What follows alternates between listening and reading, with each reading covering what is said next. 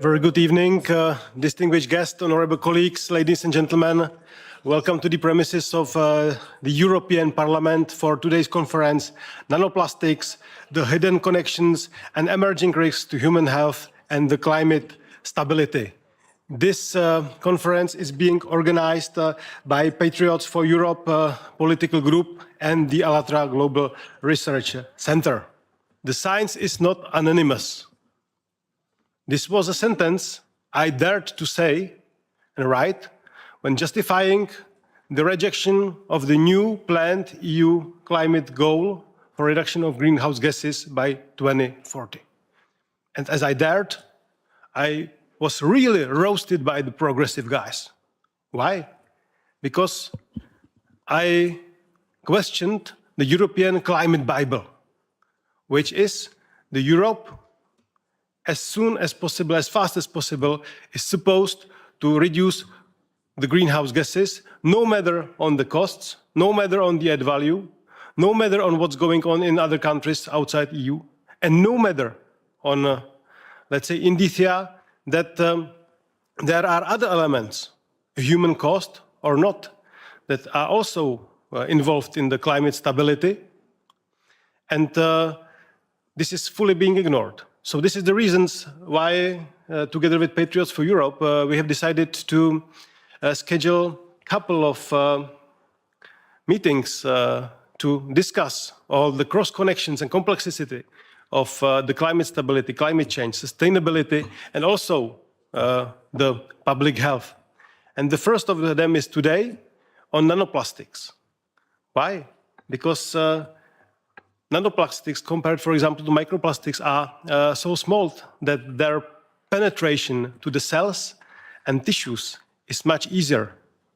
Also, they influence the CO2 absorption, for example, to the oceans, while, let's say, changing the vitality of microflora on the sea level. Simply, it's a matter of fact that nanoplastics have become a topic for not only the public health, but also for the climate. And this is the reason why I'm really glad that we could hold the debate today. And now is my nice honor to welcome the speakers of today's. So let me also introduce the two welcome speakers with introductory remarks. Mark Burns, pastor, chairman of the Spiritual Diplomats Initiative, and the advisor to the President Donald Trump. Welcome to the European Parliament.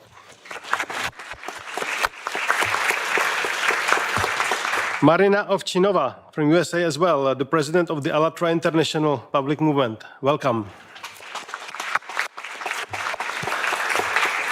Then we have the expert panel from the ALLATRA Global Research Center. Alexander Masny, the biochemist. Hello. Welcome. Anna Kotliar from Israel, specialist in geology and geography. Welcome. Sitting to my right, Dr. Kara from the Czech Republic, let's say applied mathematics. Welcome. Dr. John N. from USA, having the master degree, as well as I do, from chemical engineering. Welcome. And last, but very, very not least, Professor Antonio Ragusa from Italy, obstetrician and gynecologist, the first scientist that has proven the microplastics in the human placenta. Welcome.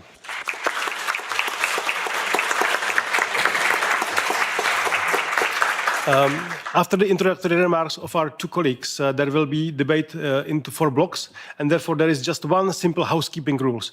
There is a tight schedule, so please follow it as much as possible, otherwise I will have to be prudent. And now it's my pleasure to pass the floor to Mark Burns. Mr. Burns, welcome to the European Parliament. The floor is yours. Thank you so much. First of all, to members of Parliament, you esteemed gentlemen, to all of the wonderful, wonderful people of freedom around the world. I'm Pastor Mark Burns, and I'm truly honored to be here. Ladies and gentlemen, most dangers we fear are the ones we can see. fire, smoke, pollution in the sky. But today I want to talk about something ALLATRA has brought to my attention, something my global initiative, spiritual diplomacy, has since recognized as one of the key areas of work, something so tiny, yet carrying enormous impact, something that may already be inside of us, something that may already be embedded inside of our organs, and it is called nanoplastics. Nanoplastics are fragments of plastic measured in nanometers, thousands of times smaller than the width of a human hair. You can't see them, you can't avoid them easily, and that's what makes it the most dangerous. We were told that plastics was revolutionary, cheap, strong, convenient. We weren't told that plastic never goes away. It never biodegrades. It breaks down into smaller pieces. A bottle becomes fragments. Fragments becomes microplastics. Microplastics becomes nanoplastics. And when plastics reaches the size, it stops being just trash and it becomes biological.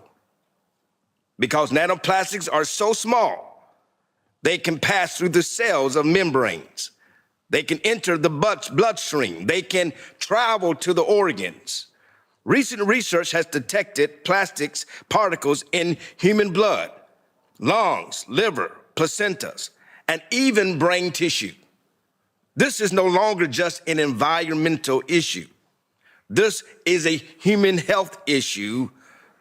So how much are we all exposed? How dangerous are we all really? We breathe them. We drink them. We eat them. Nanoplastics have been found in bottled water, tap water, seafood, salt, fruits, vegetables, and even inside our very homes, the very air we breathe. Every time plastic is heated, washed, or worn down by sunlight, it sheds microscopic particles. Synthetic clothing releases them when it's washed. Tires release them on the roads. Food containers release them when heated. Exposure is not occasionally, it is daily. Now here is the difficult truth. Science is still catching up. Nanoplastics are extremely hard to measure, but early studies are deeply concerning. They show nanoplastics can trigger inflammation. It can damage cells, disrupt hormone systems, interfere with organ functions. They may also disturb the gut microbiome, the systems that regulate the immunity, the digestive systems, and even mental health. There's another layer of concern. Nanoplastics act like carriers. They bind to toxic chemicals, pesticides, heavy metals, and so-called forever chemicals. They can transport these toxins directly into our cells. So they don't just add pollution, they multiply. And one of the most alarming discoveries is their potential effects on the human brain. Some studies suggest nanoplastics may cross the bloodstream and the blood barrier. The barrier exists to protect our most vital organs, to protect particles. Can these particles, if they penetrate, we're entering a completely new territory. Even more concerning, plastics particles have been found across the placenta, which means exposure begins before birth.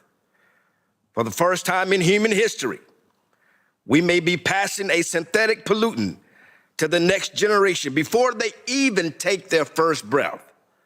Nanoplastics don't stop with us. They move through our ecosystem. Fish ingest the plankton. Birds indigest fish, and eventually we ingest them too. They alter our soil health. They interfere with the plant growth. They disrupt microbiological systems that agriculture depends on. This is a planetary 911. And I believe that even now, moreover, because of their small size, most everyday defenses were never built for them. Standard household filters are not designed to regularly and reliably capture particles at the nanoscale. Standard air purifiers are not designed to reliably remove them from either our air or our existence. Once these particles enter tissue, living tissue, the problem becomes even harder. You cannot simply clean nanoplastics out of the body cell. You cannot easily reverse what has already crossed biological boundaries. And even the solution, we often rely on plastic waste to not solve this part of the problem. Recycle may reduce visible waste, but it does not remove the plastic that has already begun to fragment, disperse, and enter the air. Which means this: even if plastic production slows down tomorrow, it would not undo the exposure that has already begun. This is not a problem we simply switch off or turn off. And when exposure continues, while understanding is still developing, the risks do not remain theoretical. They accumulate in ecosystems, in human bodies, and potential across generations.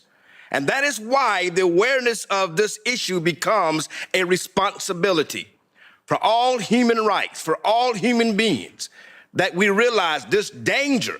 It is affecting all of us, regardless of your race, your color, your religion, regardless of your economic system. It is impacting the whole entire human race.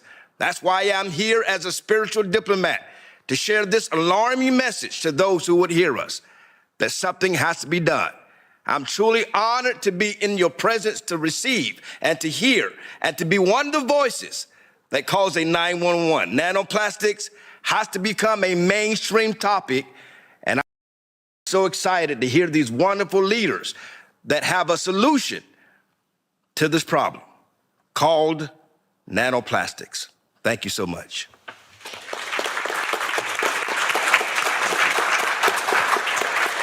Thank you very much, Pastor Burns, for your inspiring introductory remarks. And now it's my pleasure to pass the floor to Marina Ovchinova, the president of the ALLATRA International. Madam, the floor is yours. Thank you so much.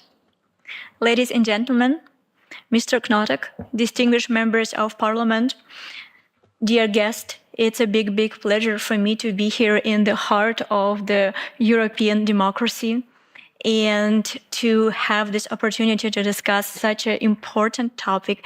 And thank you so much, Mr. Knotek, for bringing the topic of nanoplastic to the parliamentary level. It's very, very important, and I truly hope, like Mr. Burns just said, that people will focus on that idea and continue to investigate. I represent ALLATRA International Public Movement. This is international community of volunteers from 180 countries, including scientists, researchers, professionals from different diverse fields. The activity of ALLATRA movement focus on comprehensive study of climate, geodynamic, and of course, environmental risks, advancing scientific awareness of these threats. The international dimension of our work is implemented through participation in the key global platform. Over the past 2 years, our participants took part in COP16, COP29, COP30, the other UN and OSCE events as well. At the beginning of 2026, in the United States, under the leadership of Pastor Mark Burns, the spiritual advisor to the President Donald J. Trump, and thanks to Pastor Burns' initiative Spiritual Diplomacy, a series of high-level human rights event was held on the ALLATRA platform within the US Capitol and Congressional Complex as well. In the scientific dimension of our work, our research platform, the ALLATRA Global Research Center plays a pivotal role. It is an independent analytical center officially registered in the United States as 501c3 nonprofit organization and also listed in the European Union Transparency Register. And today's conference is based on the 2025 report, Nanoplastic in the Biosphere, from molecular impact to planetary crisis, prepared by specialists of the ALLATRA Global Research Center. And it's my particular honor for me to share with you that one of the inspiration behind creation of this report was the apostolic blessing of Pope Francis received by ALLATRA movement in 2024 in recognition of our environmental protection activities. And in 2025, Pope Leo XIV also extended his blessing to the volunteers of ALLATRA movement as well. Of course, with the moral support of the Holy See, together with years of interdisciplinary research on micro and nanoplastic conducted by representative of our Global Research Center, formed the foundation for the popular science documentary Nanoplastic: The Threat to Life, which premiered in November 2025. The film has since received several international recognition, including awards at the festival in Mannheim, the London Independent Film Awards, and the Latitude Film Awards. Also joining me at this podium today are representatives of our research center who have traveled here from the United States, Israel, Germany, Czech Republic. And you need to understand, while they represent only a portion of a much broader international scientific consortium, one that includes experts affiliated with leading institutions around the world, they are here to present the collective research findings and analytical conclusions of the ALLATRA Global Research Center, including a comprehensive assessment of the potential consequences of micro and nanoplastic proliferation for human health and ecosystem integrity. And we invite all participants to engage in a professional, responsible, and constructive dialogue on this issue in a spirit of good faith and mutual respect.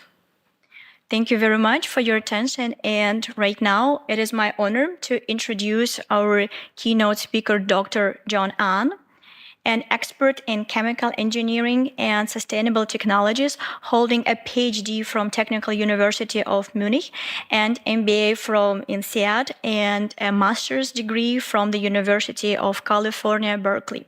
Within the ALLATRA Global Research Center, he focuses on the environmental impact of plastics on human health and planetary system. Dr. Ahn, the floor is yours.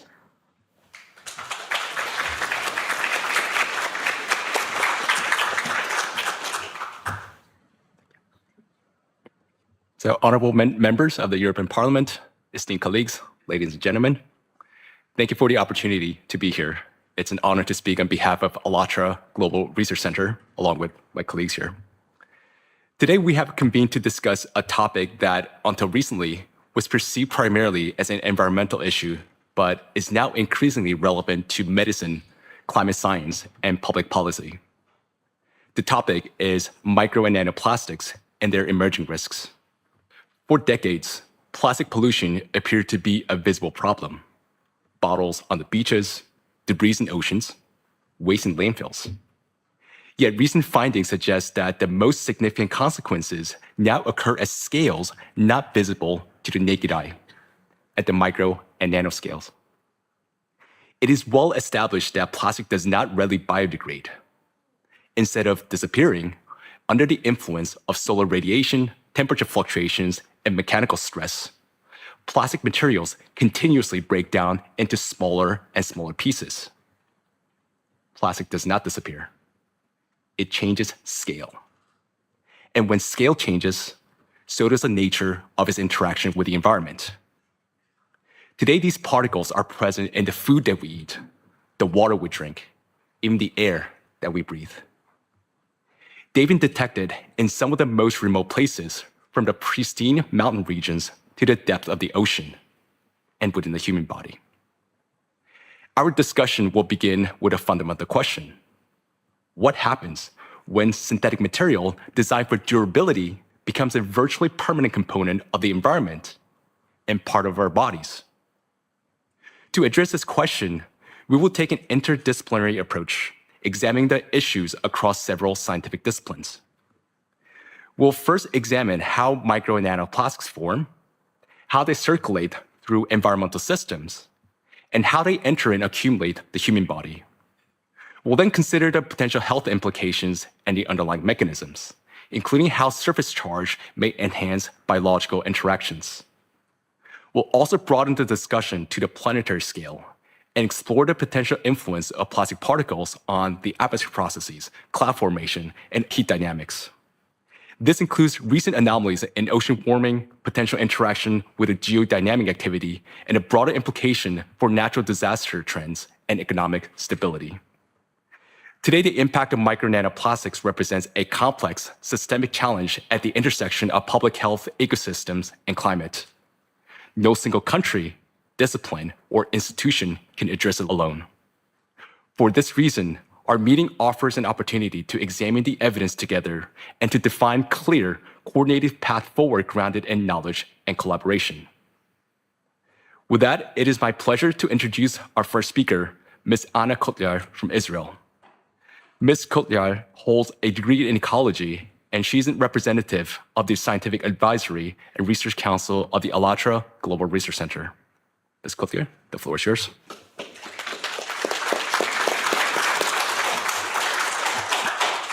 Good afternoon. It is an honor to address you today. Thank you.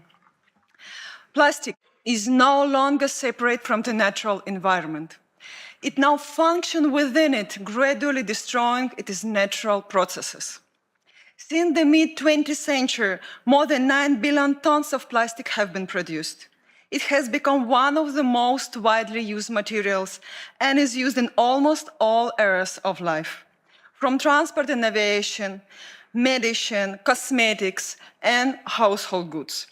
However, less than 10% of the total volume is recycled, and the bulk of it is accumulated in the environment.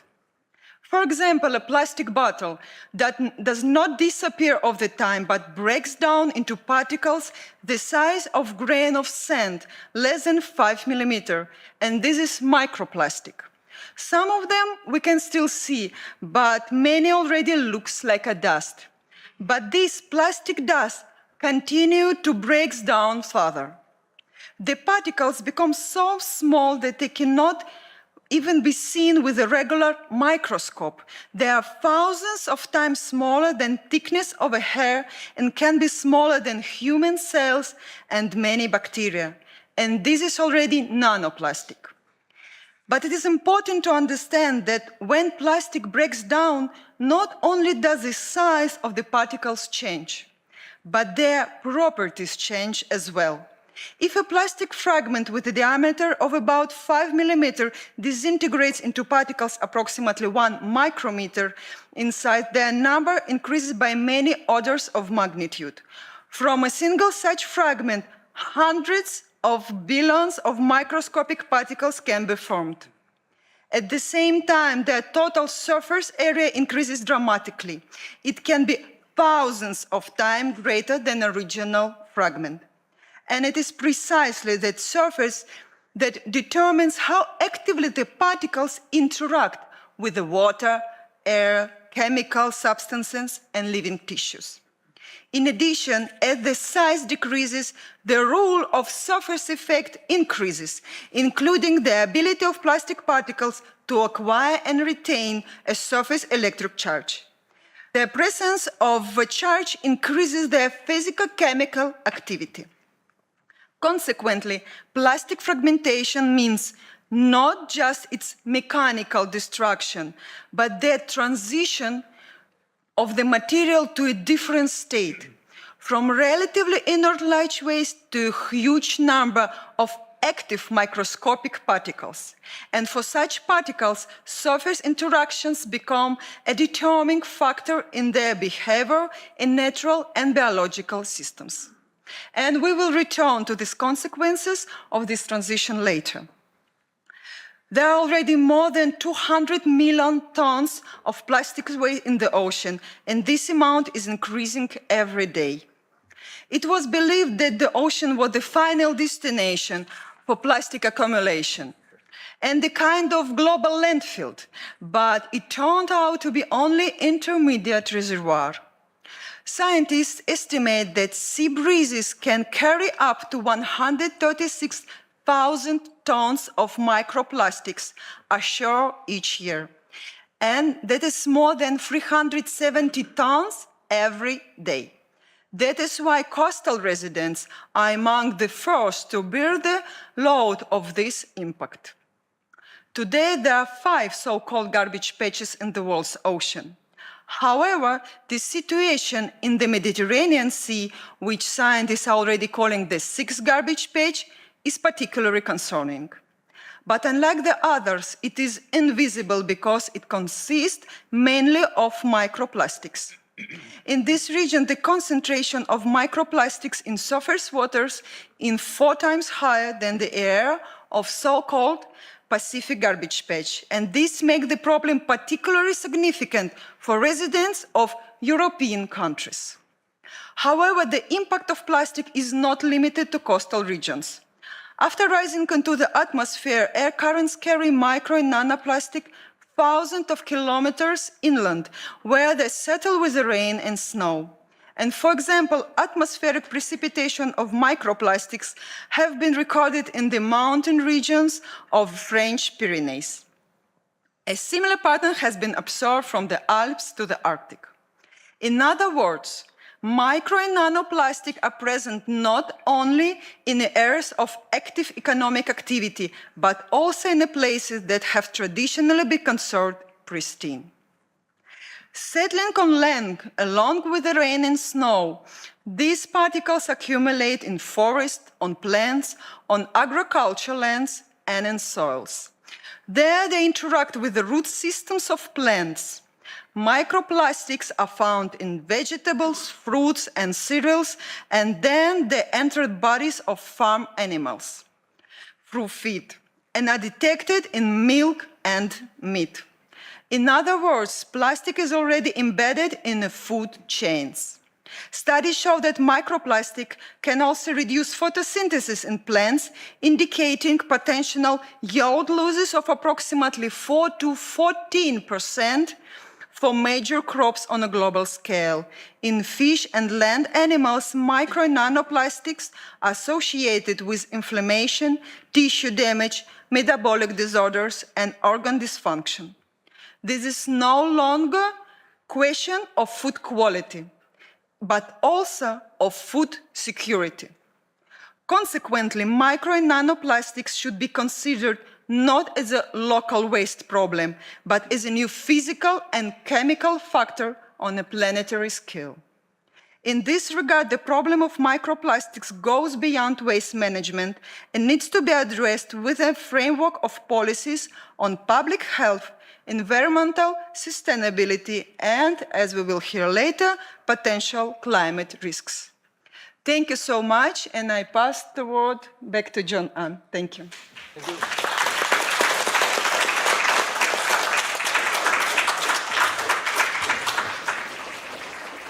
So micro and nanoplastics are everywhere, in the food we eat, the water we drink, and the air we breathe.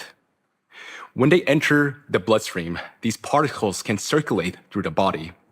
They've been detected across multiple tissues and organ systems, including the liver, kidneys, heart and blood vessels, placenta, and breast milk, as summarized in a recent review published in Nature Medicine. These particles can also accumulate in the gastrointestinal tract, lungs, and endocrine and reproductive organs, where such accumulation is associated with potential disruption of the normal biological function. As someone with over 2 decades of experience in chemical engineering, I find this evidence deeply concerning. Micro nanoplastics enter the human body continuously through ingestion, thermal contact, and inhalation. Exposure to these particles occurs without interruption. Now, among these pathways, inhalation may represent a particularly hazardous route. According to a study conducted in a coastal city in eastern China, individuals spending time outdoors may inhale up to 1 million microplastic particles per year. Recent findings suggest that when inhaled, the plastic particles, particularly those carrying surface charge, may migrate along the olfactory nerve through the brain towards the brain where measurable concentration have been detected. Among the organs examined in a recent study, the highest concentration of micro nanoplastics were detected in a brain tissue. The levels there were 7 to 30 times higher than those in the livers or kidneys. The researchers at the University of New Mexico estimate that in middle-aged individuals, each gram of brain tissue contains about 4,900 micrograms of plastics, roughly 0.5% by weight. In absolute terms, this amounts to about 7 grams, comparable to the weight of a small plastic spoon. Here, I want to point out that the situation may be even more concerning for children because their lower body mass and higher intake of air, liquid, and food relative to their weight can result in substantially higher exposure to plastic particles per kilogram, up to 4 times greater than adults by some estimates. This brings us to question whether internal accumulation of these particles is associated with measurable effect on human health. According to the European Academy of Neurology, residents of coastal areas with higher levels of micro nanoplastics showed increased prevalence of functional impairments, including 9% higher cognitive disability, 6% higher mobility disability, 16% higher self-care disability, and 8% higher independent living disability. While these findings do not establish causation, the associations are consistent with emerging mechanistic evidence and indicate that these particles can reach the brain, induce neuroinflammation, and disrupt cellular homeostasis. But the potential impact of micro nanoplastics is not limited to the particles themselves. Beyond their physical presence, micro nanoplastics may pose additional risks because they also carry chemical additives, including phthalates, bisphenols, polybrominated diphenyl ethers. Health impacts associated with just 3 of these additives were estimated at $1.5 trillion in 2015. Note that more than 16,000 chemical compounds are used in plastic production, many of which have not been comprehensively evaluated for long-term health-human effects. Beyond chemical additives, another factor that may contribute to the biological impact of micro nanoplastics is surface charge. Plastic particles acquire and retain surface charge through the friction in air, also known as triboelectric effect, or by absorbing ions in aqueous environments, including biological fluids.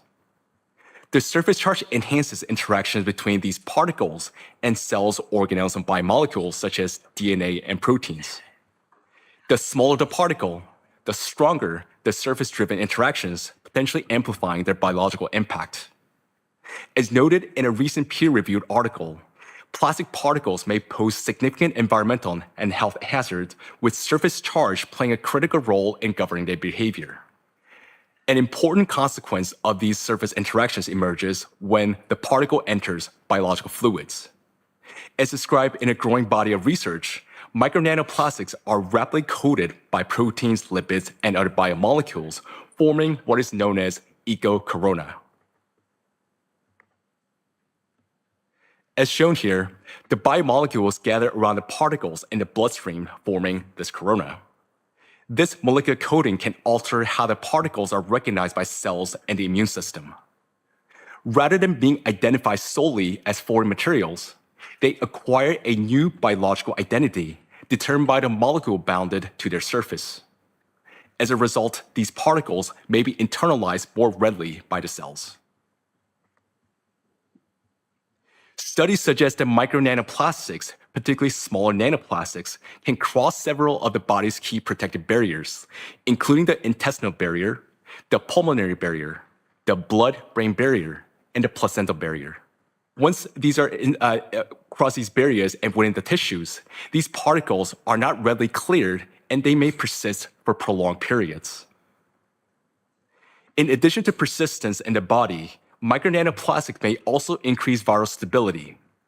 Viruses exhibit strong adsorption to plastic particles, and nearly 99% of the viral dose in some experiments was bound to their surfaces. Those that normally would lose viability rapidly may remain detectable on plastic surfaces for several days, and up to a week in some cases. Through this surface binding, micro-nanoplastics may function as a virus carriers, potentially contributing to prolonged viral persistence and influencing transmission dynamics. Here, it is important to note that these particles also exert direct biological effects. Research findings indicate that charged micro-nanoplastics may disrupt tightly regulated cellular processes essential for normal cell function and survival. They may affect intercellular signaling, activate pathways involved in programmed cell death, and impair mitochondrial function, thereby affecting cellular energy production. For more on this topic, I now invite Mr. Alexander Masny. Mr. Masny is a biochemist with a Master's of Science in Life Science Informatics, and he's a representative of the Scientific Advisory and Research Council of the ALLATRA Global Research Center. Mr. Masny, the floor is yours. Thank you. Thank you so much. It's a great honor to speak here today on this topic. And we'll have a look about what is known of the actions of nanoplastic particles and their electrostatic charge properties inside a living cell. As Dr. Ann already mentioned, there is much evidence today of potential accumulation of nanoplastics in the brain. But what is happening there at the cellular level within neurons? To better illustrate this, we'll now watch a short animation which schematically will demonstrate how electric charge of nanoplastic particles could influence living cells. So let's have a look at neuron signaling. Each neuron works like a tiny battery. It keeps a small difference in electrical potential between the inside and the outside of a cell. This allows it to send signals at the right time. Charged nanoplastic particles in it, in their turn, may disturb this balance. And the neuron can then behave irregularly, activating too early or failing to set a signal at the right time. If this happens repeatedly, communication between neurons becomes less precise, and the function of larger neural networks can be affected. Every neuron is surrounded by a membrane that contains small gates, so-called ion channels. When the neuron needs to transmit a signal, some of these channels open, allowing these charged particles, ions, to move rapidly into or out of the cell. This movement changes the electrical potential across the membrane and generates a brief electrical impulse. The impulse travels along the neuron and passes the information to the other cells, other neuron. Plastic particles may interfere with the normal function of ion channels. Because they can carry an electrical charge, they may interact with these gates, with the channels, and slightly alter their structure. As a result, the gates may not open when they should, or they may stay longer open when it's necessary. This disrupts the precise electrical signaling required for proper communication within the nervous system. One important finding about micro and nanoplastics is their potential to affect mitochondria inside in the cell. Mitochondria are often described as a cell's energy center. They produce the energy the cell needs to function, but they also help regulate metabolism, cell growth, and division responsive to oxidative stress, inflammation, and even program cell death, apoptosis. Because of the very small size and electric charge, nanoplastic particles can enter cells and reach even mitochondria. There, they may interfere with a normal mitochondrial function. When mitochondria stop working properly, it means the cell can no longer efficiently produce energy or carry out necessary functions, essential processes. Studies from 2025 show that plastic helps bacteria develop resistance to antibiotics. driving a crisis that medicine is increasingly unable to control. Why? Because plastic is the perfect platform for bacterial growth. When bacteria comes into contact with microplastic particles, they can activate a metabolic process related to electron transfer. In simple terms, we can imagine that plastic particles may exchange electrons with bacteria and act as an additional source of energy, sort of power bank. This mechanism is known as an extracellular electron transfer. And by gaining extra energy in this way, bacteria may grow more efficiently, divide more rapidly, and form dense, multi-layered biofilms. Such biofilms can reduce the penetration of antibiotics and make infections more difficult to treat. The range of diseases associated with the destructive impact of micro nanoplastics in the human body is extensive. And it's important to say that when we do not yet have done longitudinal human studies directly linking micro nanoplastics burden to specific clinical outcomes, however, we can say that the presence of micro nanoplastics in organs is confirmed. And in vitro mechanistic modeling and animal studies shows that the harmful mechanisms of cell damage caused by micro nanoplastics are biologically plausible. I would like to briefly highlight several categories of disorders, some of which are currently demonstrating particularly rapid growth and affecting a substantial proportion of the population. Neuronal damage is associated with the development of severe, often irreversible conditions, including epilepsy, stroke, Parkinson's disease, Alzheimer's disease, and other neurodegenerative disorders. Having previously worked in a research institute in Fraunhofer on this topic on neurodegenerative diseases, including Parkinson's disease and Alzheimer, I'm particularly aware of really this complexity and societal impact of these conditions. So this topic is a really special issue of scientific relevance to me.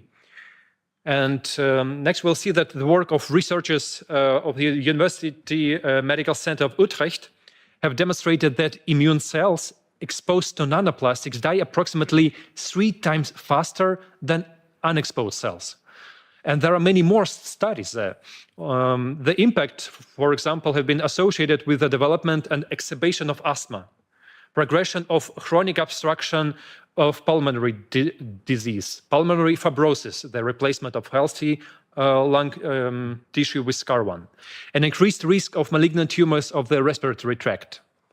Micro and nanoparticles have been identified within atherosclerotic plaques, dense deposits in the arterial walls that narrow blood vessels and may obstruct natural blood flow. Their presence is associated with increased risk of myocardial infarction and stroke. Studies indicate that when microplastics are detected in plaques of the carotid arteries, the risk of major adverse cardiovascular events and mortality increased by approximately 4 and 5 times. A key mechanism may involve mitochondrial dysfunction induced by nanoplastic exposure. The accumulation of mutations in mitochondrial DNA combined with disruption of programmed cell death pathways reduce the body's ability to eliminate damaged cells and increase the likelihood of malignant transformation, cancer. Experimental studies in laboratory animals have shown that micro nanoplastics can accumulate in the testes, induce testosterone deficiency, and impair spermatogenesis. In animals subjected to chronic microplastic exposure, erectile dysfunction was disrupted within as little as 1 month. Equally concerning findings relate to female fertility. A 2025 study identified that microplastic particles were found in ovarian follicular fluid of 14 out of 18 women examined, with an average concentration exceeding 2,000 particles per milliliter.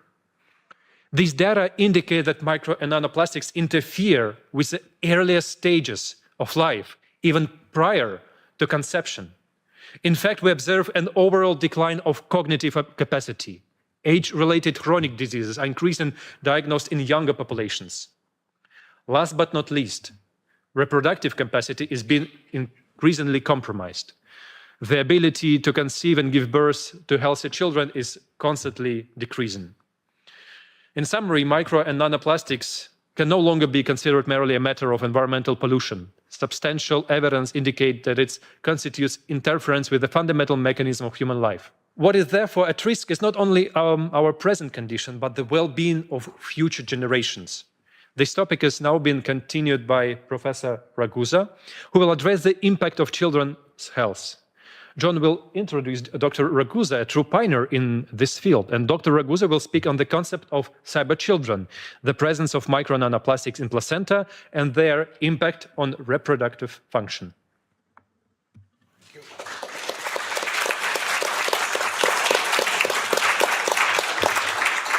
So, dear colleagues, today I have the honor of introducing a scientist whose research has advanced our understanding of how deeply plastic pollution has penetrated the very foundation of life. Professor Antonio Ragusa is an Italian physician, obstetrician, gynecologist, and a researcher who was the first to identify microplastic particles in the human placenta. This discovery, published in 2021, marked a pivotal moment in modern research. The work made by Professor Ragusa and his team demonstrated that the plastic particles are capable of reaching the sites once assumed to be biologically protected, the very place where new life begins. His study attracted wide international attention, finding that plastic particles could present in the placenta and therefore in the developing fetus raised a profound scientific and public concern. The same microscopic plastic found in the oceans and environment have now been detected within the developing human body. Please join me in welcoming Professor Antonio Ragusa.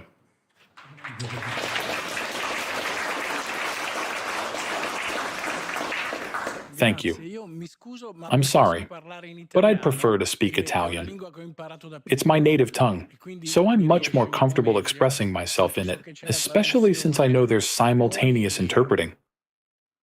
Unfortunately, a few years ago, we discovered that plastics are present in the human placenta. Let me digress a little bit. Here you can see photos of plastic fragments found in the human placenta. This brief digression is necessary to show you that the very same plastics present in the oceans and seas are found in the amniotic fluid and inside our children. It's the same plastic because everything on Earth is interconnected and interrelated. When we made this discovery and published it, the news spread all over the world. Many media outlets showed interest. We introduced the term cyborg baby, that is, cyborg children, because these children are no longer just made of organic material, but also of inorganic. This term has gained popularity in international literature. Later, a lot of evidence emerged that plastics are inside the uterus and fetal placenta. We also checked if they were present in breast milk, and unfortunately, we found it there too. Many organizations became concerned. They said, "Does this mean mothers shouldn't breastfeed their babies?" No. Breast milk remains relevant even if it contains plastics. It is the best food for our kids because artificial mixtures contain even more plastics than breast milk. So, there's no other option. The only solution is to reduce the amount of plastics that mothers consume during pregnancy. There are certain methods, attitudes, and behaviors that can be adopted on an individual level to improve the situation and reduce the amount of plastic one ingests. This is a watercolor. It might look like a photograph, but it's not. It's a watercolor made by the greatest living watercolor artist, who was partly inspired by our research. I believe that on topics like this, very sensitive topics, knowledge must not remain exclusive to scientists, but must spread to the general public. Therefore, we should seek cross-pollination, interact with journalists and art workers. This topic should move beyond university lecture halls. After we discovered plastic in the placenta and human milk, we asked ourselves, Where exactly was it in the placenta? How was it localized? And we located it, as you can see in these photographs, inside the placental cells near the mitochondria, which have already been mentioned to you, and near the endoplasmic reticulum. We discovered that the closer the plastic gets to the mitochondrion and the endoplasmic reticulum, the more these small intracellular organelles are morphologically deformed. Their shape is altered. And strangely, the plastic does not enter the cell nucleus. It is not yet clear why it remains in the cytoplasm, in the peripheral area. However, if you look at this beautiful illustration by Maria Mata, who worked with me on this research, you can see on the left a cell with its cytoplasm perfectly organized, mitochondria, endoplasmic reticulum, and so on. On the right, conversely, is a cell invaded, infected. Because plastic behaves like a microorganism, it infects, infected by microplastics. One can observe a state of anarchy where the cellular structures are completely distorted. Here you can see these very interesting experiments on mice, showing that exposure to microplastics alters fetal growth. You might say, well, Ragusa, those are just mice. We can do without mice. But that is not the case, because in humans as well, the amount of plastic found within the placenta is inversely proportional to growth. In other words, the more plastic there is, the smaller the infants are, the smaller their brains are, and the smaller their heads are. And these are humans, they are not mice. Moreover, the amount of plastic present in the human placenta is correlated with premature birth, which is one of humanity's greatest misfortunes. Currently, worldwide, this varies by nation and the degree of development within those nations, but currently, 10% of children globally are born prematurely, and this is a source of dramatic disability across the world. It is the most significant source of disability globally, and this disability is correlated with the amount of plastic present in the mother's placentas.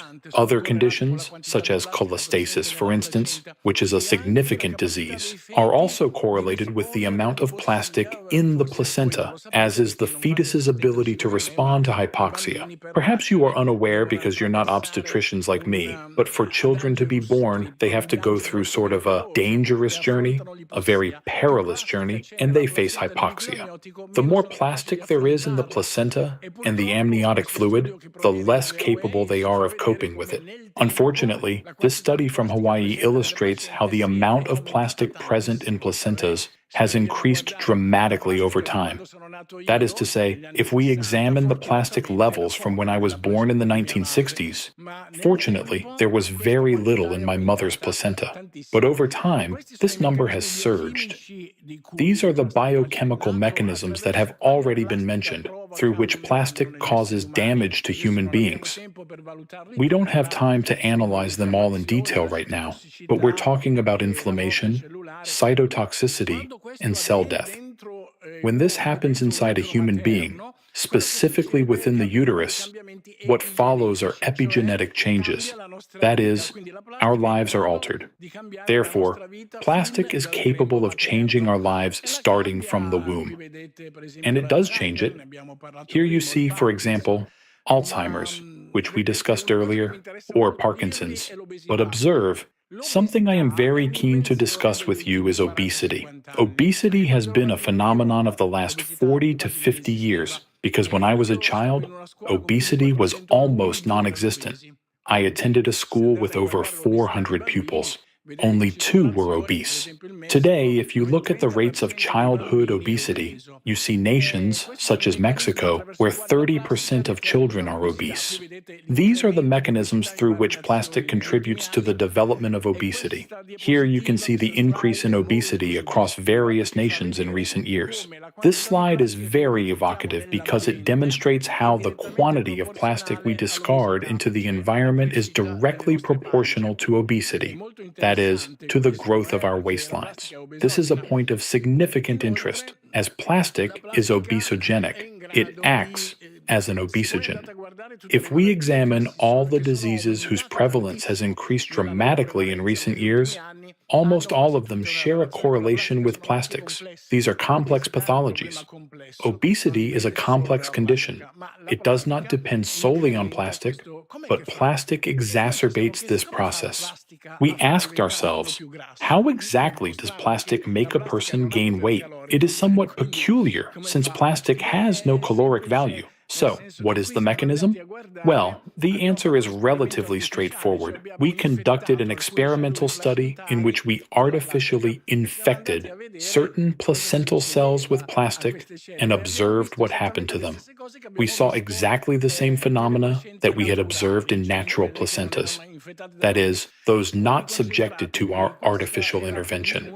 If you focus your attention here, this is one of our micrographs showing a single cell. You can see the cell, and inside it, within the cell's cytoplasm, indicated by the arrows, you can see numerous bright spheres. These bright spheres are microplastics. They cluster together in the same way viruses or bacteria do, and they are of similar dimensions. Those we found are approximately 10 microns in size, very similar in scale. The cell mistakes them for viruses, bacteria, or antigens, and becomes activated in an attempt to destroy them. However, it cannot destroy them because plastic is indestructible. As a result, the cell gets altered and its ability to respond is compromised because it cannot expel them. It can neither remove them from the cytoplasm nor destroy them as it does with viruses and bacteria. And this occurs because the cell does not recognize these particles. It may take a few million years of evolution before the cell learns to recognize it and handle it effectively. Plastic. As you know, and as has already been stated, the amount of plastic we discard into the environment is immense. Although I am neither a sociologist and certainly not a psychologist, over my years of studying plastic, I have developed some ideas as to why we human beings are so foolish as to flood our environment with plastic, thereby destroying it for our children and grandchildren. There are several reasons, which I describe in this work. We do not have time to explore them in detail, but essentially it stems from the fact that for millions of years, not thousands, not tens of thousands, but millions, humans perceived the environment as an enemy. And indeed, for millions of years, nature was an enemy.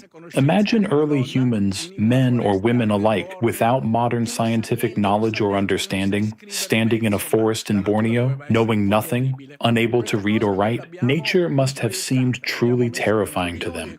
We have internalized this perception. We have absorbed it so deeply that even now we remain incapable of protecting the world around us. This is my final slide. It relates to a paper in which I draw a parallel between the ocean water and amniotic fluid in children. The symmetries, analogies, and similarities between ocean water, its specific concentrations of salts, magnesium, potassium, calcium, and so on, and amniotic fluid are astonishing. These two fluids are almost identical. Therefore, when we throw a plastic bottle onto the beach, it is as though we are throwing it into our mother's wombs, because all environments are interconnected. We are all part of a single, unified network. Can we do something about it? Yes, we can. Consider this. More than half of all the plastic produced worldwide is manufactured by just 20 companies. 20 companies that reap extraordinary profits. Yet the debt is paid by all of us, who gain absolutely nothing from this. Therefore, from a legislative standpoint, intervention is not impossible, although it is certainly not easy. I believe that since the world today is driven by economy rather than politics, we must make it economically advantageous to preserve our planet. There are mechanisms that can be used. I describe them in this work. They are not the simplest, but we can seize this opportunity to change the world. I will conclude my presentation with this final, very striking slide. You may not know this, but today the leading cause of death among sea turtles is plastic. Thank you for your attention.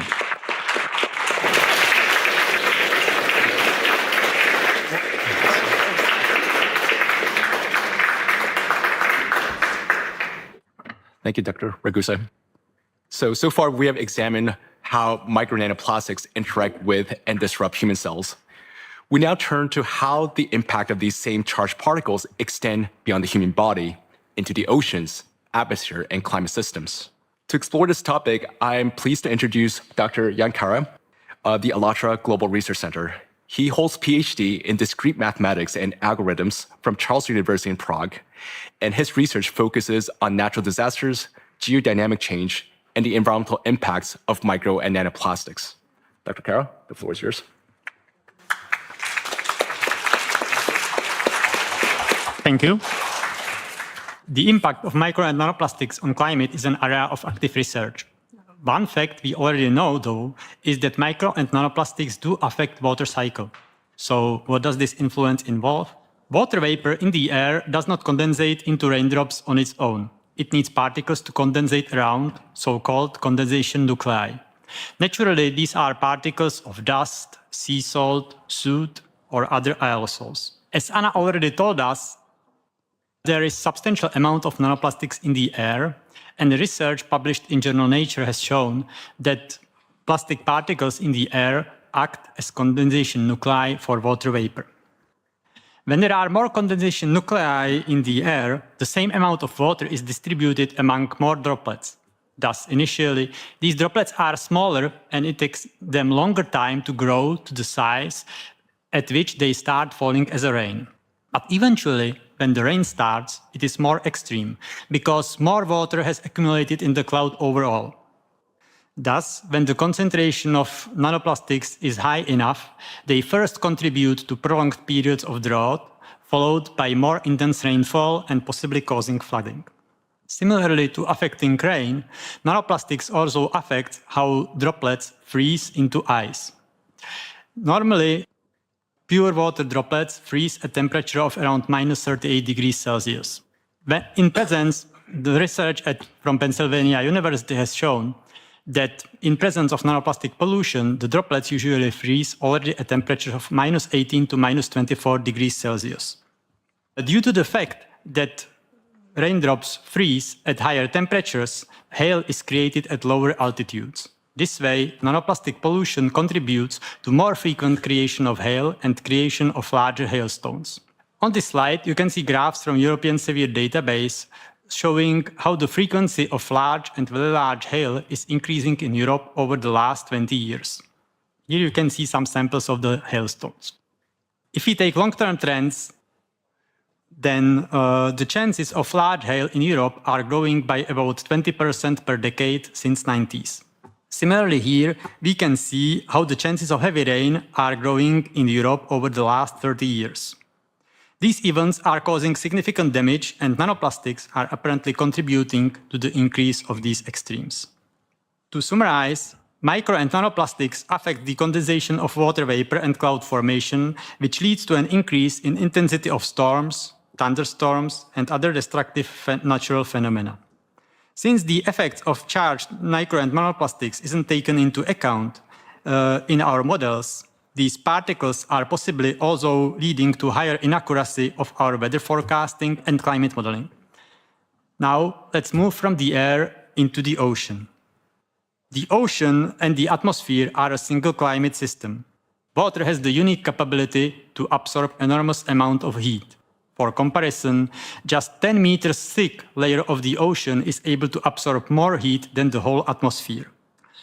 Ocean absorbs heat during the day and releases it at night, thus smoothing out temperature fluctuations. Ocean thus plays a key role in maintaining planet's climate stability, acting as a kind of natural air conditioner. The ocean also removes heat from tectonic plates and releases it into the atmosphere. We hypothesize that large-scale pollution of the ocean with micro and nanoplastics is disrupting this precise cooling mechanism. Nanoplastic particles concentrate in the ocean in three main layers: at the bottom, at the surface, and in the middle in the area of thermocline, where the water temperature and thus density sharply changes. Plastic particles with surface charge interact with water molecules at the level of hydrogen bonds, and this alters the chemical and physical properties of the water, possibly slowing the heat dissipation into the atmosphere and thus contributes to creation of zones of overheating inside the ocean.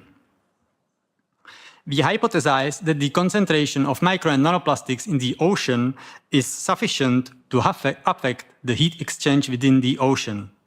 This in turn may lead to less heat being removed from the Earth's interior lithospheric plates, cooling less. As the graph shows, the temperature of our oceans is increasing at unprecedented rates. In fact, over the last few decades, the rate of warming ocean has accelerated by 450%. Now, the ocean isn't warming only at the surface, where the ocean is heating from the sun and the atmosphere. In fact, the surface heating affects only the upper 700 meters of the ocean due to mixing. But as you can see from the temperature profile data, since about 2017, the whole depth of the ocean up to almost 2,000 meters is abnormally warm. So what are the reasons of such intense warming of the ocean? According to our hypothesis explained above, the first reason is the concentration of micro and nanoplastics in the ocean. Since mid-20th century, the amount of plastic pollution entering the ocean is rising sharply. And all of this plastics is degrading into micro and nanoplastic particles. Now, over the same time period, we see a steady rise in the ocean surface temperatures. In Europe, we are particularly affected by this. Microplastic pollution in the Mediterranean Sea is one of the most severe in the world. It's 7 times the global average and 4 times higher than in the Northern Pacific, the area widely known for plastic pollution. Thus, it is quite possible that micro and nanoplastic pollution is already significantly contributing to the rise of heavy rain, large hail, tornadoes, and other extreme weather phenomena we observe in Europe. Now, temperatures and other extremes aren't growing only in Europe. As you can see in the graph, year 2025 has been the 3rd hottest on record, only marginally colder than the 2nd warmest year, 2023. Similarly, the amount of heat stored in the ocean, so-called ocean heat content, has grown by 23 zettajoules, which is, for comparison, about 37 years' worth of energy production of the whole humanity. Traditionally, this heating is attributed to the emissions of anthropogenic greenhouse gases. However, fast warming rate in recent years is significantly surpassing predictions of our climate models. Let me quote Dr. Gavin Schmidt, director of NASA Goddard Institute for Space Studies. The long-term trends we understand, and it's being driven by the greenhouse gases, it's being driven by anthropogenic effects. But what happened in 2023 was that, and then plus something. And that plus something is much larger than we expect, or as yet can explain. This demonstrates how traditional climate scientists are confused by the recently observed fast warming of our planet. As you can see, the warming steadily continues in 2025 as well. On these graphs from a study published on January 9th in the Advances in Atmospheric Sciences showed that although in 2025 the surface of the ocean was not record warm in 2025, that's the graph on the right, the total heat that has accumulated over the year in the ocean was the highest since the measurements began. We are of the opinion that although anthropogenic greenhouse gases contribute to the long-term warming trend, they cannot explain currently observed fast heating, indicating there are other important factors that are impacting the climate and that are not taken into account. A factor we already spoke about is the pollution with micro and nanoplastics, which possibly impacts the ocean atmosphere gas exchange, cloud formation, water cycle, as well as heat transfer within the ocean. However, we don't think this factor alone can explain the fast warming of the planet. Our hypothesis suggests that the geodynamic changes are another important factor contributing to the planet's warming. That is, activation of the Earth's interior, increasing the geothermal heat flow, heating the oceans from below, and thus consequently the whole planet. Let me now pass the word to John, who will be speaking more about these changes. Thank you.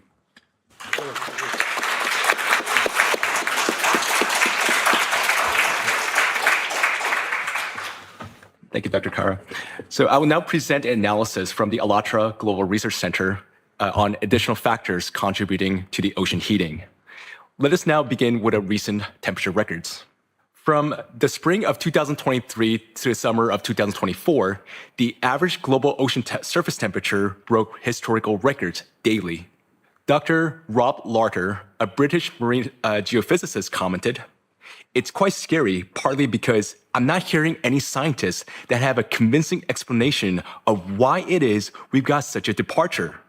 But the impression at the moment is that things have gone further and faster than we expected." Professor John Abraham from the University of St. Thomas suggested that the previously unrecognized factors may be influencing the long-term ocean temperature trends, the factors that are not accounted for in existing climate models. As mentioned earlier, micro-nanoplastics may alter the physical properties of the ocean waters, effectively trapping heat within the ocean. But I want to point out that the plastic itself does not generate thermal energy. It only limits its release. This raises a fundamental question. Where does the heat come from? Recent studies show that the ocean warming is occurring not only at the surface, but also in the deep oceans. NOAA scientists reported that in the Argentine basin, at a depth greater than 4,500 meters, the temperature increased by about 0.02 degrees Celsius between 2009 and 2019. Heating such a vast volume of water requires an enormous amount of energy, an energy equivalent to roughly 4 times Europe's annual consumption. A similar trend has been observed in the Weddell Sea off the coast of West Antarctica. There, the upper 700 meters showed little warming, while waters below 2,000 meters warmed at a rate roughly 5 times higher than the global average at comparable depth. Note that solar energy penetrates to the depth of about 200 meters, and even accounting for the vertical mixing, it rarely extends beyond 700 meters. The solar radiation is likely not the explanation for deep ocean warming. So then this leads to further question. What is driving the warming of deeper layers? A commonly accepted hypothesis proposes that the surface water are heated by the solar radiation and the atmosphere, with global ocean circulation transporting this heat greater to depths. But findings from a recent study at the Ocean University of China challenge that explanation. In this study, researchers identified what they termed subsurface marine heat waves, approximately 1/3 of which showed no surface manifestation. Another half appeared at the surface only during a certain phases of their development, while during other phases, they remained confined to the subsurface layers. If atmospheric heating were the sole driver, one would expect the thermal anomalies to first emerge at the surface and then propagate downward. Instead, observations indicate that some heat anomalies develop independently of the surface warming. These findings therefore suggest that atmospheric forcing alone may not fully account for the observed dynamics, and that additional energy contribution from below should be considered. One such potential source is geothermal heat, the heat originating from the planet's depth beneath the ocean floor. This source has long been underestimated, yet many scientists note that it can significantly influence the ocean dynamics and thermal balance. Although geothermal heat flux from the Earth's interior is often considered relatively constant, it may vary over time due to processes such as intensification of tectonic and magmatic activity at depth. The potential connection between seismic activity and ocean temperature anomalies is an area of an ongoing scientific investigation. Numerous empirical studies indicate a complex relationship between them. For example, in 2010, scientists from the Institute of Earth Physics of the Russian Academy of Sciences published a study reporting a statistically significant connection between seismic activity and climate variability in the tropical Pacific, including El Niño events. Based on more than 30 years of observation, the authors found that El Niño events systematically follow changes in seismic activity with an average delay of approximately 1.5 years. A similar pattern was observed in long-term trends. During the observation period, sea surface temperature increased by about 0.1 degrees Celsius, while seismic activity energy release in the Pacific Ocean, that doubled. Professor Arthur Vitrito of the College of Southern Maryland reached a similar conclusion. He analyzed ocean floor earthquakes with magnitude between 4 and 6 in relation to global atmospheric temperatures. According to his calculations, since 1995, the number of ocean floor earthquakes along the mid-ocean ridges has increased. These ridges form a global system approximately 60,000 kilometers long where new oceanic crust is actively forming. Vitrito reported that the seismic activity in this zone correlates with increase in global atmospheric temperatures with correlation coefficient of 0.7. He also observed that the temperature rises tended to follow an increase in seismic activity with an average lag of about 2 years. According to his hypothesis, intensified seismic and volcanic activity along the mid-ocean ridges increases hydrothermal heat release into the ocean, contributing to ocean warming and subsequently to increases in atmospheric temperatures.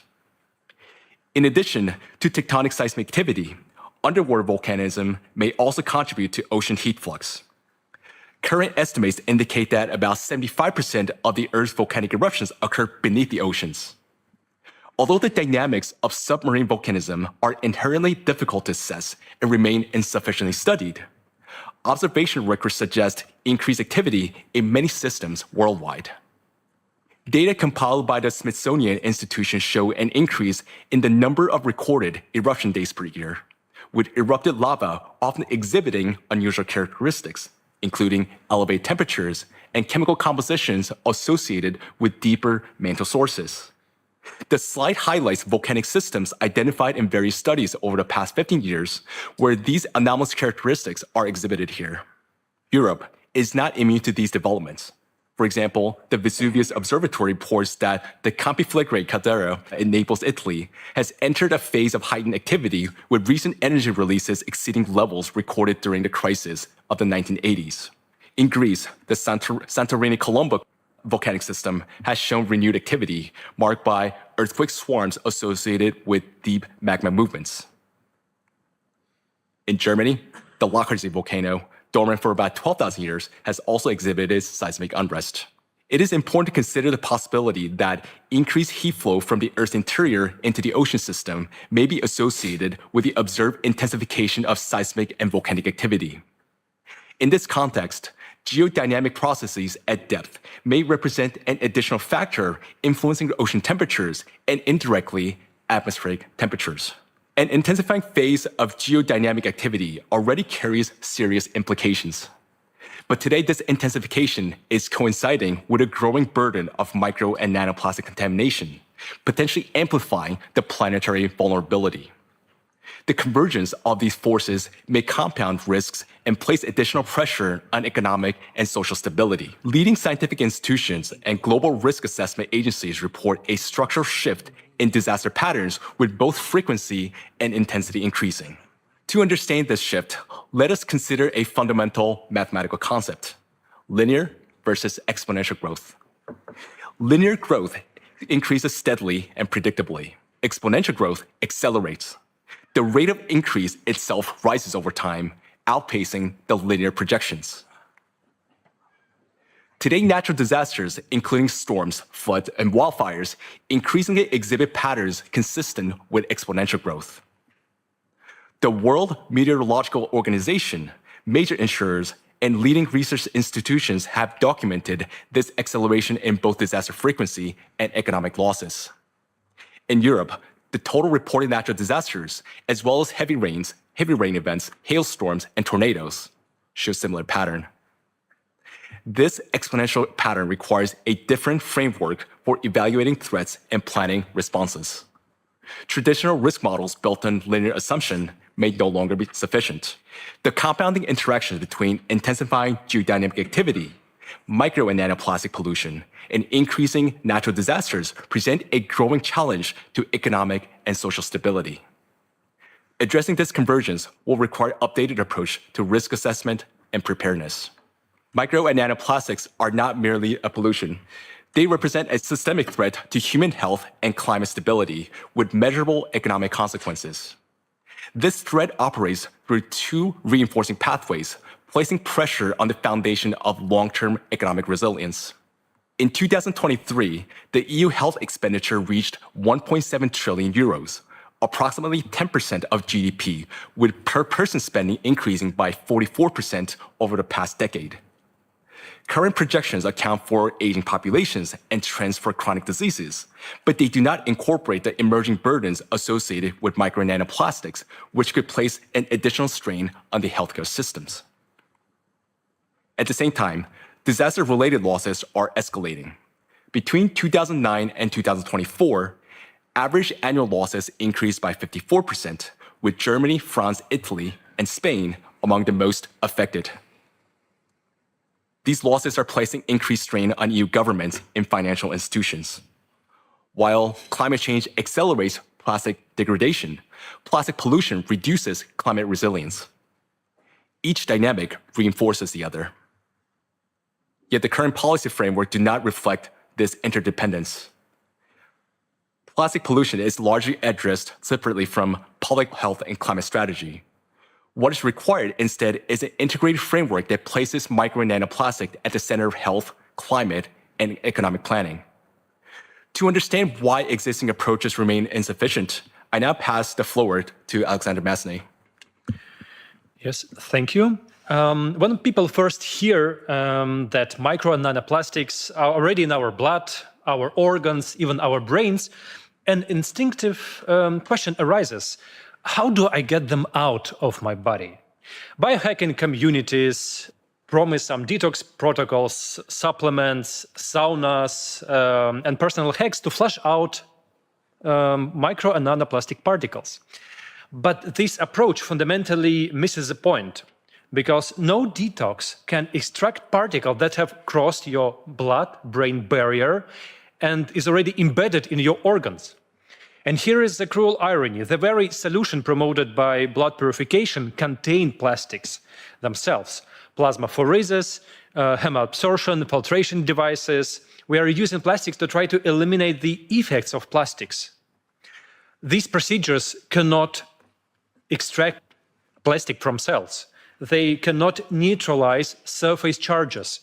They cannot restore disrupted cellular pathways. As Professor Sajju Ganatra has stated, that there is no safe levels of these chemicals in the body. The goal cannot be slightly reduced for individuals' load, while the environment continues to saturate us with new particles every day. To see why current solutions fail, we need to look at a full plastic life cycle. Someone might say, let's reduce plastic production and use and ban plastic production more, so this is impossible now. Plastics are now deeply embedded in the modern life. Examine what will collapse: medical devices, food supply chains, electronics, constructions, our infrastructure.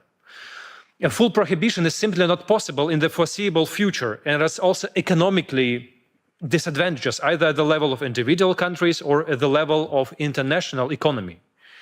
We turn to recycling as the supposed solution. But here is the paradox. Recycling generates more micro and nanoplastic particles. The mechanical stress of recycling plastic to shred particles faster than virgin plastic will degrade. We're not solving the problem, we're accelerating it. And here is the biggest issue no one talks about, and where we have no answer at all. Humanity has already produced 10 billion metric tons of plastic. Much of this now breaking down into invisible particles that circulate in our air, in our food, water, and accumulate inside our bodies. 100 million tons will continue fragmenting for centuries, even if we stop production tomorrow. The world ocean alone contains 200 million tons of plastic waste. Current extraction rates of ocean cleanup efforts are approximately 20,000 tons per year. This is less than 0.01%. At this rate, complete ocean cleanup would take up approximately 10,000 years, assuming we stop all new pollution today, which we cannot. So the problem compounds exponentially, and whether we stop production or not. The greatest danger isn't that plastic we haven't yet made or recycled. It's a micro and nanoplastic we are already living with. We cannot clean this up. We cannot filter it out. We cannot recycle our way out. So the solution, therefore, is not to eliminate plastics, but to ensure that there is no longer will threaten life. So what can we do? So let me reiterate that the risk associated with micro and nanoplastics arises from several factors, including their chemical additives, size and shape, surface charge, and resistance to degradation. Taken together, these characteristics determine how plastic particles behave and interact with biological and environmental systems. As my colleagues have noted, plastic particles already present in the biosphere pose ongoing threat that must be mitigated. Yet we currently have no practical means of altering their chemical composition, size, or shape at scale. But one viable direction, at least in theory, may be worth exploring: the influencing their surface charge. The surface charge of micro nanoplastics plays an important role in determining their behavior in biological systems. Many naturally occurring nanoparticles, such as mineral dust, sea spray aerosols, and clays, also carry surface charge. But charge associated with plastic particles appears to differ in its persistence and its interaction dynamics. It can remain stable across multiple environments, including air, biological fluids, and this charge can enhance the particle's ability to, for example, penetrate cells and cross biological barriers, including placental and blood-brain barriers. It also enables the plastics to bind to DNA, proteins, and cell membranes, and to persist, accumulate within tissues, and to influence the water cycle and heat transfer dynamics in the oceans. Therefore, if the surface charge of the plastic particles could be neutralized or even partially be reduced, their biological interaction and uptake could be limited. So this could, in turn, lower cellular adhesion, reduce charge-mediated binding to DNA proteins, decrease absorption of toxic substances and heavy metals, and restrict transport across biological barriers.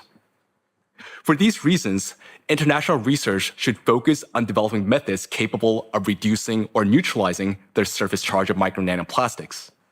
Achieving this objective would require coordinated, large-scale international collaboration, potentially comparable to major scientific initiatives of the past, such as Human Genome Project. I now pass forward to Yankara.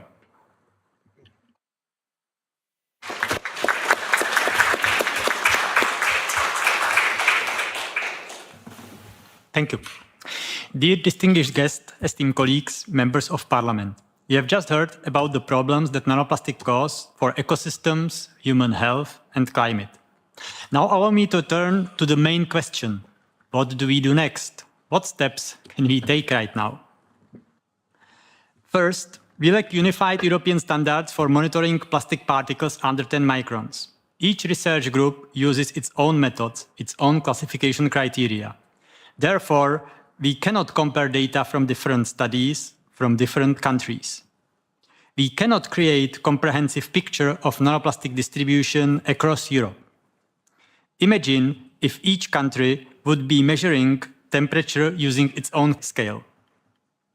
We have to develop these standards.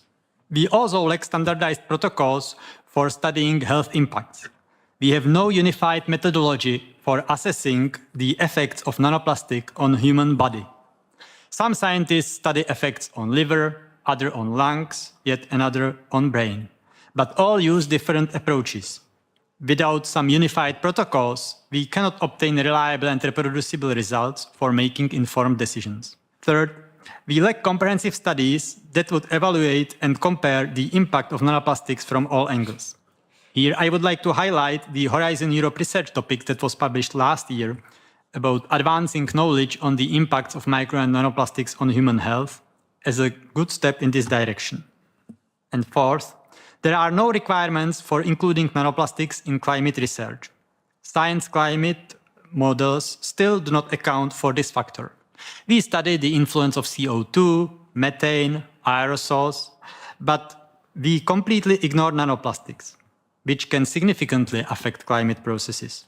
This is a serious gap in our scientific methodology, and therefore we think it is necessary to adapt climate models so they properly account for nanoplastic pollution. It is also important to grow public awareness of the micro and nanoplastic pollution topic. Studies on micro and nanoplastics impacts on health are increasingly being discussed in social media.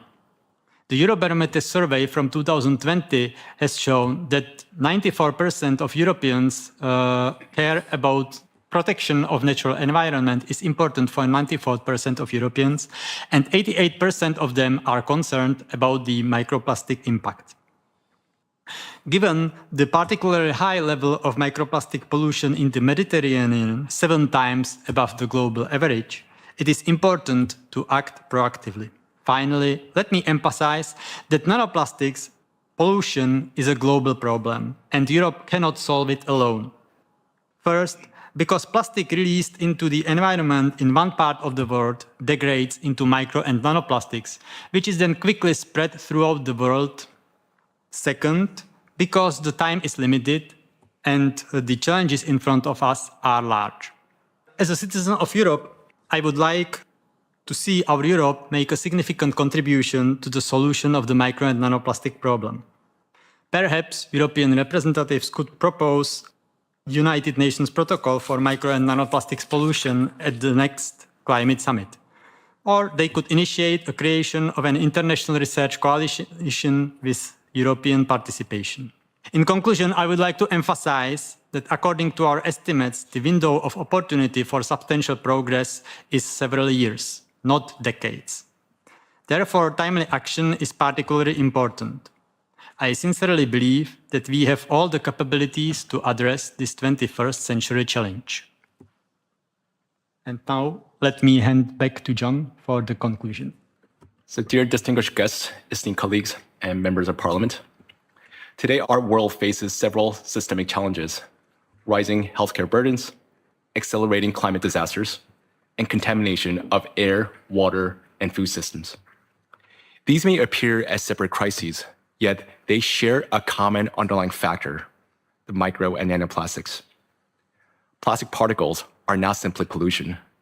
They function as a risk multiplier affecting biological, environment, and economic systems. Our challenge is substantial. Plastic particles are already present throughout the human body and across the environment. Addressing it will demand transformative scientific and technological innovation. On behalf of ALLATRA Global Research Center, I would like to first extend my sincere gratitude to Mr. Ondřej Knotek for his leadership in organizing today's event and for bringing this issue of micro and nanoplastics to broader public and institutional attention. Also, many thanks to Pastor Mark Burns for placing this important topic on the agenda of his global initiative, Spiritual Diplomats, and for helping to bring this conversation to communities around the world. And my gratitude also goes to Professor Antonio Ragusa for his pioneering research and sharing his findings with us today. Through his work, the scientific community has gained deeper insight into the presence and potential impact of micro and nanoplastics in the human body. Finally, I would like to thank all the speakers and for all of you for your attention and engagement. We share a responsibility that transcends borders and politics, the protection of our common home. Thank you. Thank you very much.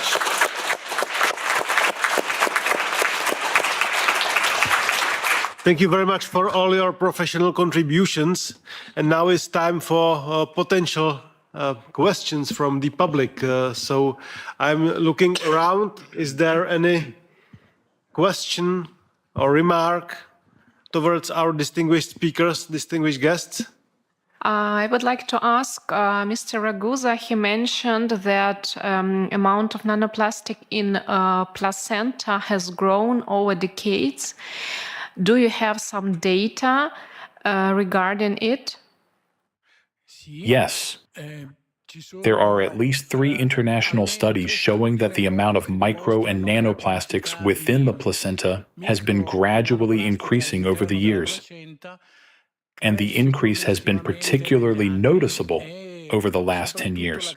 This is because the amount of plastic that we, To put it into perspective, 90% of all plastic produced ultimately ends up in the environment. Some countries are more conscientious than others.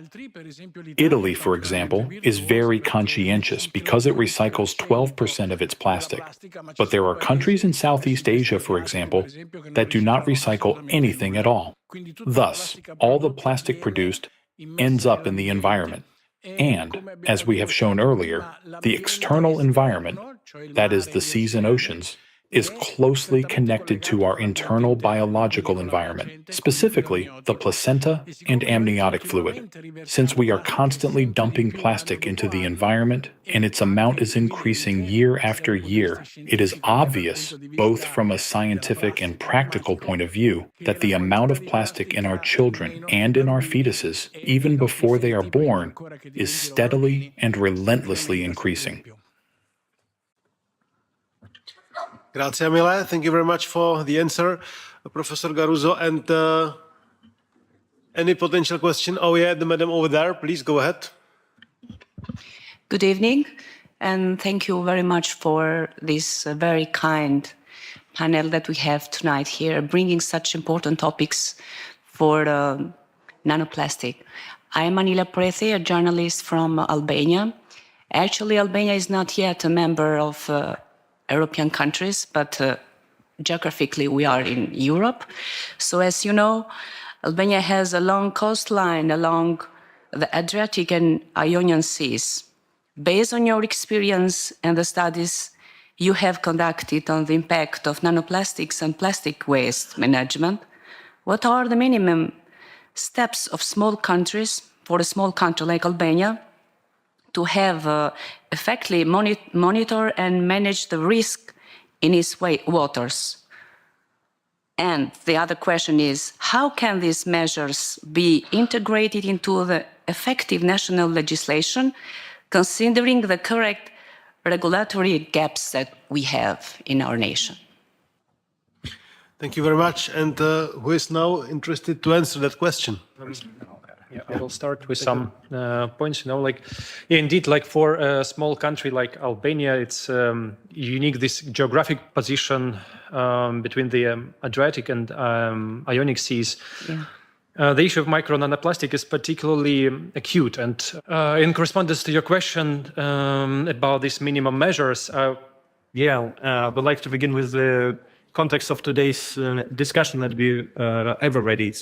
The need to develop really a unified European standards for monitoring plastic particles smaller than 10 microns have already been rightly, a right step. And this conference, we have discussed it and proved that actually it's very important to really do it all together with all countries. How this can be integrated in national strategy? So in our opinion, like a minimal yet effective step is really to, what you can take immediately, is to create supportive conditions for the scientists who are engaged in micro and nanoplastics research. Resources could be directed towards a research group focused on identifying viable methods, developing solutions on neutralizing the surface charge of nanoplastics. And we see this as an investment in the future of kids. And by supporting domestic experts, by encouraging them to pursue this fundamental solution rather than addressing consequences alone, the country can position itself not only merely as an observer, but a leader in this advanced research and in protective technologies against nanoplastic burden. So I hope, I've answered. Yeah, I'll just add another thing with that, everyone can do is to raise awareness. I mean, just as an ordinary person, you could, a lot of people, maybe not a lot of people, but some people are not aware of this invisible problem. It's just the micro nanoplastic is just everywhere, but we don't see it. So, people think, it's not really a problem, but it is a problem. I mean, you have seen the data, you have heard what we've talked about, and it's invisible. But let's make that visible, and you can do that through just simply by talking to your families at dinner tables, or you're part of in a media. So just do, what we can to best of our abilities. Because like when we have such a big noise from just ordinary people, then that could help to raise the awareness and bring to the solution. A lot of times things don't come from the top to the bottom. Sometimes things have to come from the bottom to up. And this is something we can do as individuals. So that's what I want to add. Thank you very much. I'm looking for occasionally other question. Oh, the madam in the very last row was first. Okay, yes, you. Thank you so much. Thanks for the really interesting discussion. I was really curious, just thinking about some of the solutions that were being discussed, whether the panel has any opinion on the future global plastics treaty that's being negotiated. So negotiations are underway for a treaty to end plastic pollution. And at the moment, nanoplastics are not mentioned at all, and microplastics barely at all. So would just be really curious on your reflections about the role that a treaty could play in solving some of the issues that you presented. Thank you. Okay, maybe so I'll try to answer.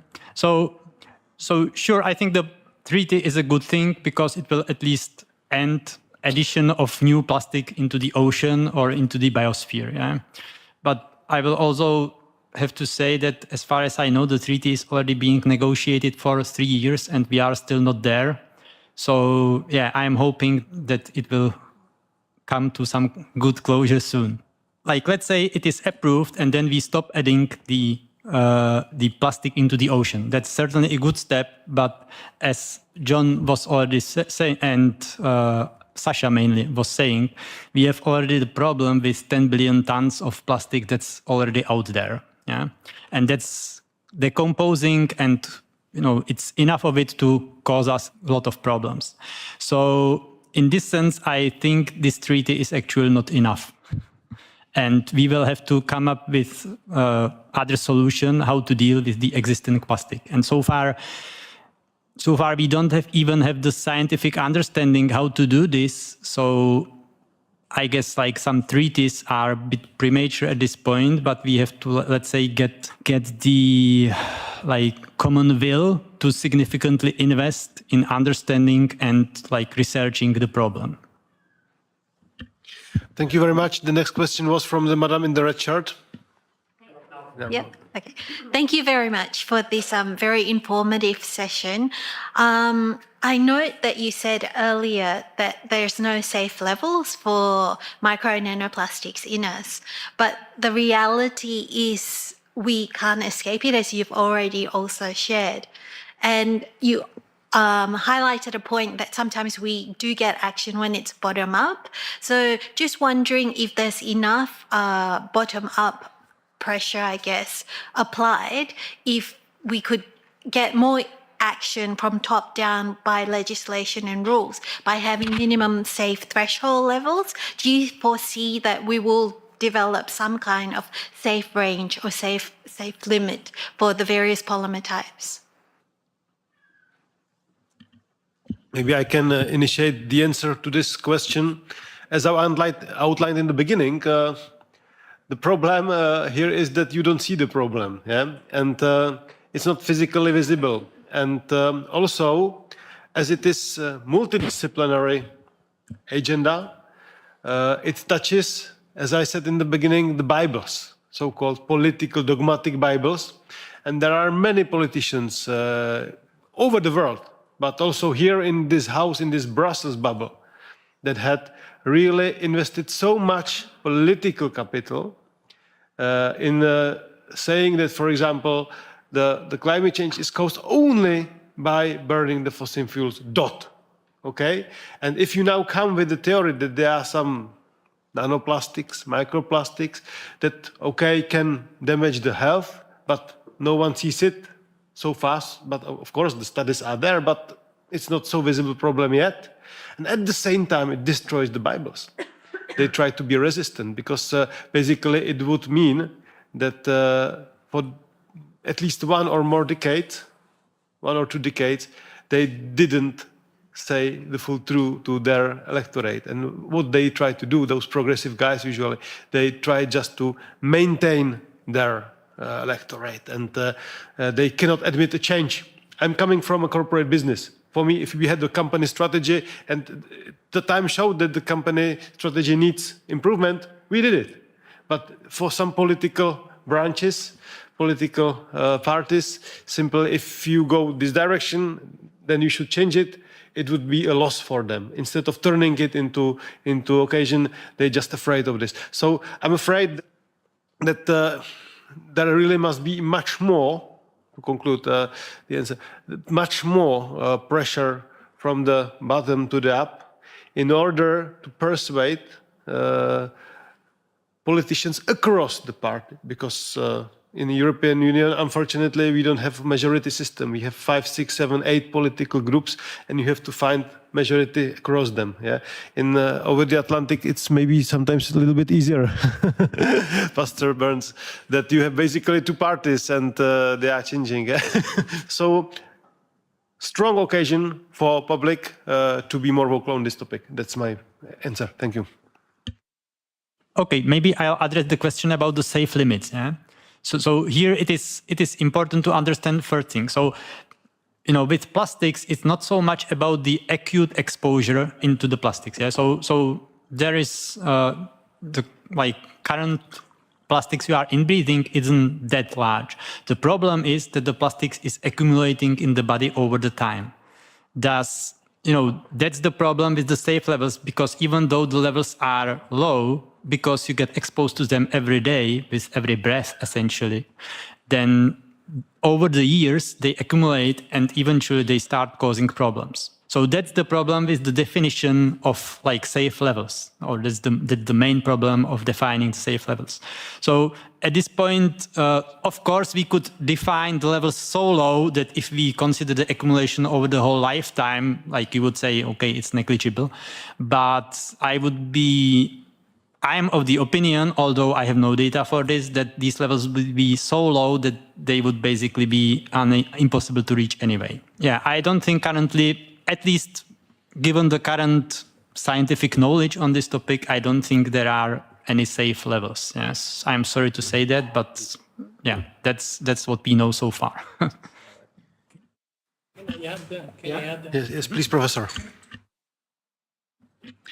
A good question is why, if plastic is so dangerous for us, we live so long and we live more than our father and so on. Why? Because plastic don't kill you and don't kill us. Plastic don't kill. Plastic permit us to live along, but with a lot of disease. With a lot of disease.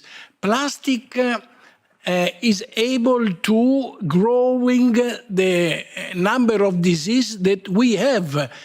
Also when we are baby, when we are infant, because infants today have a lot of disease that long time ago they are not. And so the response to this question is plastic don't kill, plastic ti rende malato, do disease to you, not kill. Thanks.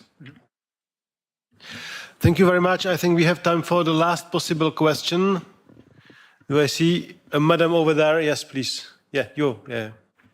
I have a very quick question. As a psychologist, if I decide to make a research based on your experience to find or not a link between monoplastic and psychological disorders in public mental health, which variables will you suggest to use for this research? I must say that I come from Albania, so the needs there is very big. And I wanted to take this possibility to have a good answer. I would highly recommend you to inform yourself with the report that I mentioned, the foundation for this conference. In this particular report, you can find more than like hundreds of peer-reviewed articles and their analysis. So that will help you literally start your own research in this topic and follow all the sources. So if I can ask technical team to bring this report to the screen, I would really appreciate. So you can take a screenshot. Thank you. Mark, Pastor Burns, would you like to step in for final minute conclusion? Well, first of all, I'm very encouraged to see nanomicroplastics coming more to the forefront. Thanks to ALLATRA and to Marina and the wonderful team in the United States, I was just introduced to this immense real problem that exists. Through their ALLATRA's extent research, I have become extremely alarmed about nanoplastics, and to see these wonderful esteemed scientists on this panel is encouraging to know that people are working on the problem. But it is, as one writer said, it is insanity to do the same things and expect different results. And so for me, this is ammunition that I need, Your Excellency, to echo this message around the world. Especially at the highest level of government at the United States of America, and to continue to work with the European Union and our partners around the world to try to bring a resolution to this very real growing problem. So thank you so much for Your Excellency putting this on, and thanks to the wonderful ALLATRA scientists, and Marina and the wonderful team, and all of you that are around the world that are coming together, you scientists, you journalists who are making this a top priority. This is what spiritual diplomacy looks like, that you're willing to risk your reputation to save someone else. And this was all about the unborn babies, the neuroscientists, the Alzheimer's disease, all the effects of nanomicroplastics that we've learned in this wonderful panel is to make the human society a better place. So thank you so much for doing this. I'm very grateful.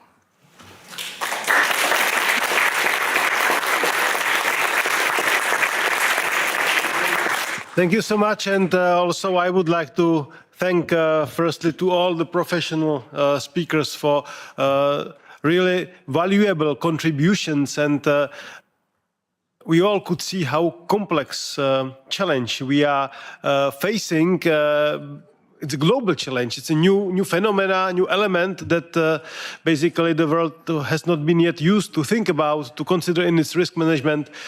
Global coordinated action is, of course, needed here, and I'm really pleased that we could elevate this topic also on the floor of the European Parliament, and I believe we will be able to continue fighting in the same direction. Once again, thank you very much to all of you participating, helping out, and of course to the speakers. Thank you very much.